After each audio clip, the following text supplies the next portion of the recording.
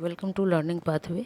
आज हम class 8th का इंग्लिश रीडर का लेसन 3, जिसको कि आप लोग अभी तक सुनते आ रहे थे, द अनग्रेटफुल ज्वेलर्स, इसको आपने देखा होगा। मैंने पहले ही ऑलरेडी इसको एक्सप्लेन कर दिया है ना। तो इस एक्सप्लेनेशन के बाद ये पूरा लेसन, इस लेसन के एक्सप्लेनेशन के बाद आज हम स्टार्ट करेंगे एक्सरसाइजेस से। तो देखिए, ये आपका हो गया पूरा लेसन। इसके बाद एक्सरसाइजेस दी हुई है। तो चलिए स्टार्ट करते हैं। Exercise word power. Match the column. Match the column means होता है जोड़ी बनाओ। अब जब जोड़ी बनाने के लिए बोला गया है तो मैंने यहाँ एक्चुअल में नंबर डाल दिया। नंबर इसलिए कि आप लोगों को साफ साफ दिखाई दे, क्योंकि मैं जब ऐसे कर दूँगी ऐसे तो फिर क्या होगा, मैच मिक्स दिखता है, इसलिए मैंने नंबर भी मेंशन कर दिया। क्लियर? तो चलिए देखते हैं कि यहाँ पे जोड़ी बनाओ में क्या दिया हुआ है। तो स्टार्ट करते हैं। तो जोड़ी बनाने में हमको करना क्या है, ये मैच द कॉलम में आपको वुड कटर मतलब क्या होता है, तो जो लकड़ी काटता है। तो देखिए कहाँ इसका मीनिंग दिया हुआ है, वन हु कट्स वुड, ये इसलिए मैंने दोनों के आगे वन लिख दिया। क्लियर? एग्जॉस्टेड मतलब होता है जब बहुत थकान होती है तो उस थकान को बोला जाता है, जिसको बोलते हैं टायर्ड। क्लियर? तो टायर्ड को बोलते हैं एग्जॉस्टेड, दिस वन। ठीक है। नेक्स्ट है ऑर्नामेंट्स। ऑर्नामेंट्स मतलब पढ़ाते समय भी मैंने बताया था, ज्वेलरी, जिसको गोल्ड वगैरह आप कहते हैं ना, उसको बोलते हैं ऑर्नामेंट। क्लियर? नेक्स्ट है अनग्रेटफुल। अनग्रेटफुल मतलब वो इंसान जिसकी आप मदद करें और वो आपको, आपकी मदद को यूज़ भी करे और बाद में आपको कुछ ना समझे, है ना, तो उसको बोलते हैं थैंकलेस।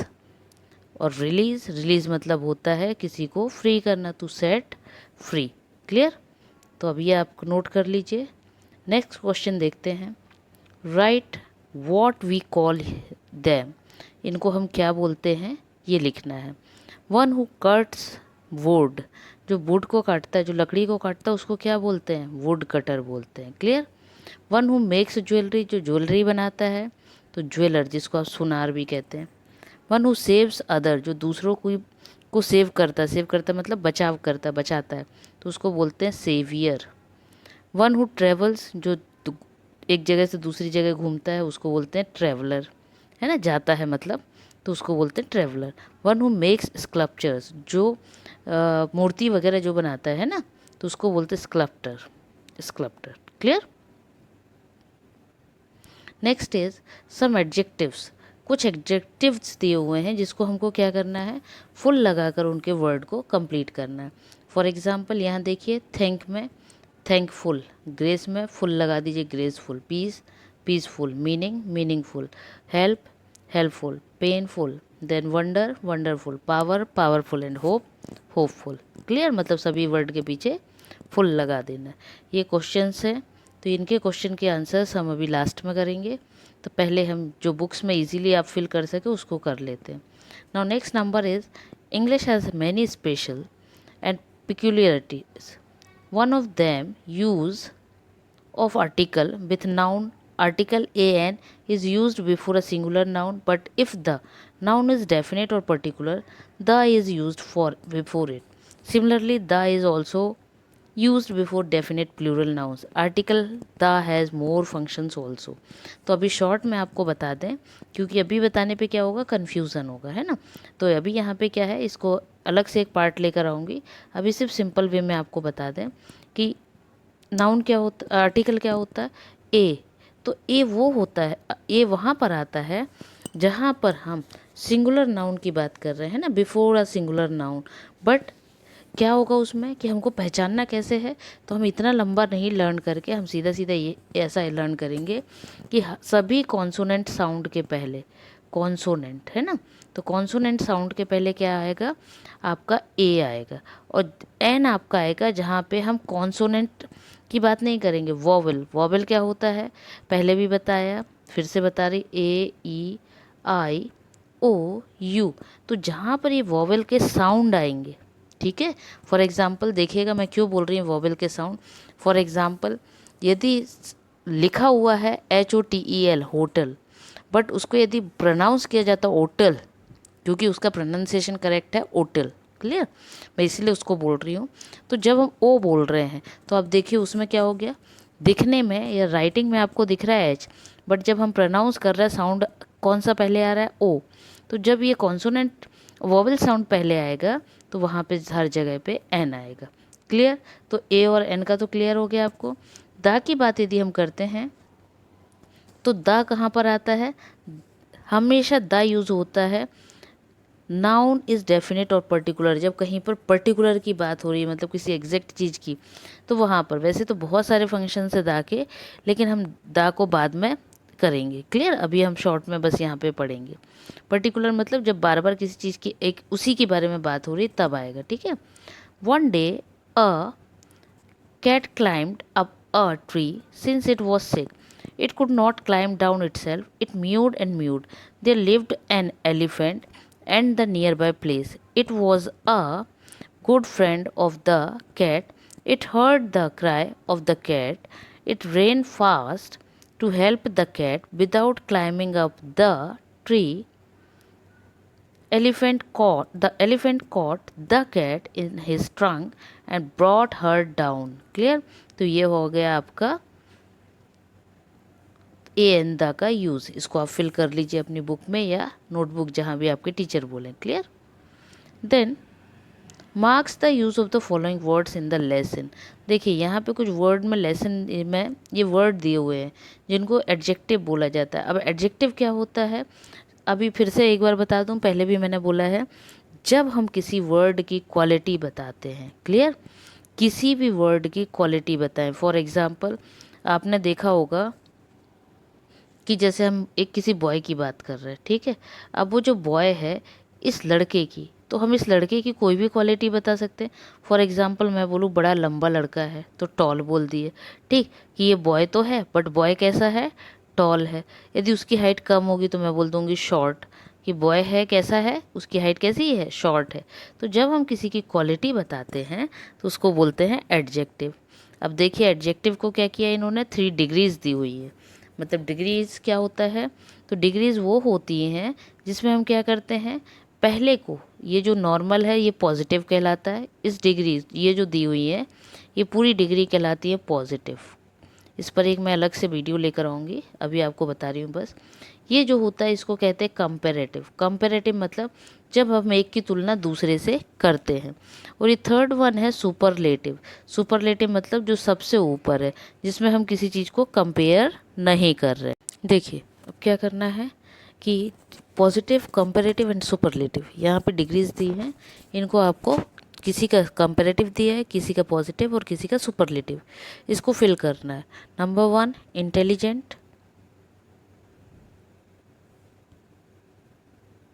नंबर 1 इंटेलिजेंट है ना, तो इंटेलिजेंट का होता है more intelligent, most intelligent, good, better, best, pretty, prettier, prettiest, bad, worse, worst, easy, easier, easiest. Clear, difficult, more difficult, most difficult, few, fewer, fewest, much, busy, busy, busier, busiest, much का many भी होता है, much और many का more और most होता है। Clear, अब चलिए नेक्स्ट देखते हैं, लेट्स टॉक।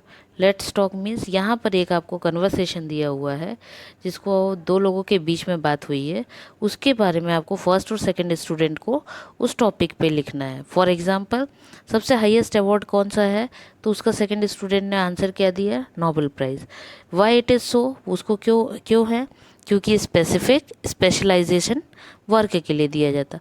हुम इट इज़ अवॉर्डेड बाय, किसको अवॉर्डेड किसके द्वारा दिया जाता है, तो Sweden committee.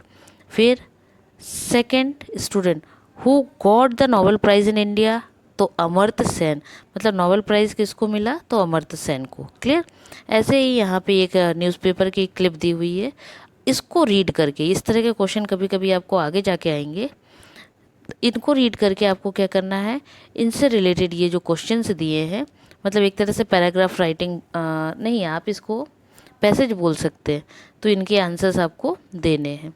Clear, next is punctuation. Clear, punctuation क्या होता है, तो हमको करेक्ट प्लेस पे करेक्ट लगाना, ऑप्शंस लगाने हैं। फॉर एग्जांपल कि जब पंक्चुएशन की बात होती है तो हमें पता होना चाहिए फर्स्ट लेटर हमेशा कैपिटल होता है, देन उसके बाद यदि बीच में कोई नेम है ना, नाउन वगैरह से किसी के नेम आ रहा है, किसी प्लेस का नेम आ रहा है, तो उसमें भी कैपिटल आता है। देन लास्ट में क्वेश्चन मार्क कहाँ लगेगा, फुल स्टॉप कहाँ आएगा, कॉमा कहाँ आएगा, फुल स्टॉप के बाद कैपिटल लेटर आएगा। तो ये जो सब चीज़ें होती हैं इनको हम बोलते हैं punctuation. Number 1, Seema says they will leave for Mumbai. अब आप यहाँ देखिए, एस कैपिटल नहीं था, हमें करना पड़ेगा। कॉमा नहीं था, लगाना पड़ेगा। इन्वर्टेड कॉमा नहीं था तो ये लगा दिया। एंड देन लास्ट में full stop and inverted comma close. Clear. Next, have you heard more missiles. तो have you heard more missiles में हैव का एच कैपिटल नहीं था तो कैपिटल किया, लास्ट में क्वेश्चन मार्क लगाया हुआ है। क्लियर। ऐसे ही व्हाट अ ब्यूटीफुल बिल्डिंग, ये एक्चुअल में एक इम्पेरेटिव सेंटेंस है जिसमें हम क्या कह रहे हैं, अच्छा नहीं, एक्सक्लेमेशन सेंटेंस है। तो एक्सक्लेमेशन सेंटेंस मतलब जहाँ सडन कोई फीलिंग है, जैसे अब मौसम बहुत अच्छा है तो व्हाट अ ब्यूटीफुल, है ना, वेदर, है ना। और यहाँ पे बिल्डिंग की बात हो रही है तो व्हाट अ ब्यूटीफुल बिल्डिंग। तो अचानक से बिल्डिंग देखी, उसको देख के अच्छा लगा, तो जो सडन फीलिंग आई उसको हम बोलते हैं एक्सक्लेमेटरी। तो वही एक्सक्लेमेटरी मार्क यहाँ पे ऐसा वाला लग जाएगा। क्लियर। तो इस तरह से आपको क्या करना है, ये पूरे पंक्चुएशन मार्क्स लगा लेने हैं। Next is question answers. अब इसमें आप देखिए, मैं समझा देती हूँ ताकि आपको लिखने में इजी हो जाए। When could the wood cutter not earn money.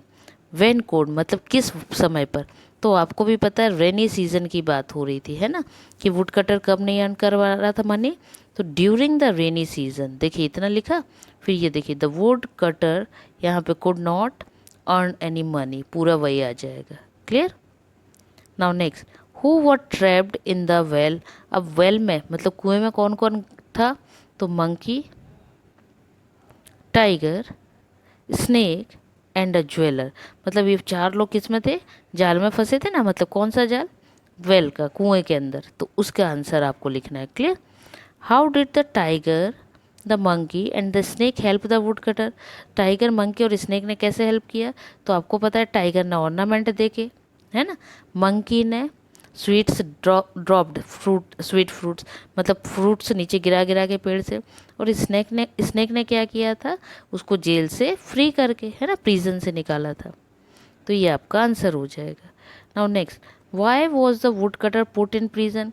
Would cutter को जेल में क्यों डाला गया, तो देखो जेल में क्यों डाला गया था, क्योंकि क्या हुआ था, जो ऑर्नामेंट प्रिंसेस के थे, लॉस्ट हो गए थे, वो किसके पास मिले, वो आपके वुड कटर के पास मिले, इसलिए उसको प्रिजन में डाल दिया गया। Who among the four trapped in the well proved ungrateful to the would cutter and how. इन चारों में से मतलब जो जो उस कुएं में गए थे, उन चारों में से किसको अनग्रेटफुल बोला गया है, वुड कटर के लिए कौन अनग्रेटफुल था, मतलब कौन ऐसा था जिसने उसकी मदद भी की वुड कटर ने, और उसके बाद भी उसकी मदद को ध्यान नहीं रखा। तो सीधा सा आंसर है इसका, among the four the jeweller was ungrateful. क्या किया था उसने, he told the king that wood cutter had stolen the ornament which were lost. उसने क्या किया था, वुड कटर का नाम लगा दिया किंग से, कि उसने क्या किया, जो लॉस्ट हो गए थे, जो गुम गए थे ऑर्नामेंट प्रिंसेस के, वो उसने चुराए हैं। Now next, what did the snake do to help the would cutter. अब स्नेक ने क्या किया हेल्प करने के लिए वुड कटर की, तो स्नेक ने क्या किया था, the snake bit the queen, queen के माथे पर, है ना, फोरहेड जो होता है, उसके फोरहेड पे काट दिया था। She could not recover unless the wood cutter touched her forehead with his ex. और वो रिकवर तब तक नहीं हो सकती थी, मतलब ठीक तब तक नहीं हो सकती थी जब तक कि वुड कटर, लकड़हारा, अपनी कुल्हाड़ी से, एक्स मतलब कुल्हाड़ी, ये एक्स है ना, एक्स मतलब कुल्हाड़ी, जब तक कि वो अपनी कुल्हाड़ी से क्या ना करे, उस क्वीन को सिर पर वो टच ना करे, क्योंकि जब तक वो अपनी एक्स को, है ना, कुल्हाड़ी को टच नहीं करेगा वो रिकवर नहीं होती। और जैसे ही उसने टच किया, क्वीन रिकवर हो गई और उसको क्या कर दिया, इस वजह से वुड कटर को फ्री कर दिया। What happen to the jeweller in the end. अब ज्वेलर के साथ आखिरी में क्या हुआ, तो the jeweller was very much ashamed of his act to the end. मतलब ज्वेलर ने जब ये सब चीज़ें आखिरी में, उसको क्या लगा, अपने आप में बहुत शर्म आई, मतलब उसको ख़राब लगा कि मैंने क्या किया, मैंने इतना बुरा किया सबके साथ, है ना। तो ये हो गए आपके क्वेश्चन आंसर्स। अब आपकी पूरी एक्सरसाइज यहाँ हो गई है, कुछ पार्ट्स को मैंने छोड़ा है ताकि एटलीस्ट आप ट्राई करें। हाँ, वन मोर थिंग, यदि अब आपको लगता है, आई थिंक आप लोगों को अभी आपका सेकंड बुक जिसको आप एडग्रेड कहते हैं मे भी मिल गई होगी। यदि मिल गई है तो आप मुझे कमेंट्स में बताइए कि आप उसके भी एक्सरसाइज को चाहते हैं कि उनको समझाऊं और उनके आंसर्स बताऊं। यदि आप कमेंट करेंगे तो मैं आगे वीडियो बनाऊंगी, और यदि आपको ज़रूरत नहीं है तो फिर मैं नहीं बनाऊंगी, है ना। तो आप कमेंट करके बताइएगा कि आपको उसकी एक्सरसाइजेस की नीड है, कि आपको समझना है और उनके आंसर्स चाहिए। दूसरा चीज़, आप अपने फ्रेंड्स के साथ ज़्यादा से ज़्यादा शेयर करिए और सब्सक्राइब करिए ताकि और भी बच्चे इस सबको सीख पाएँ। तब तक के लिए बाय बाय।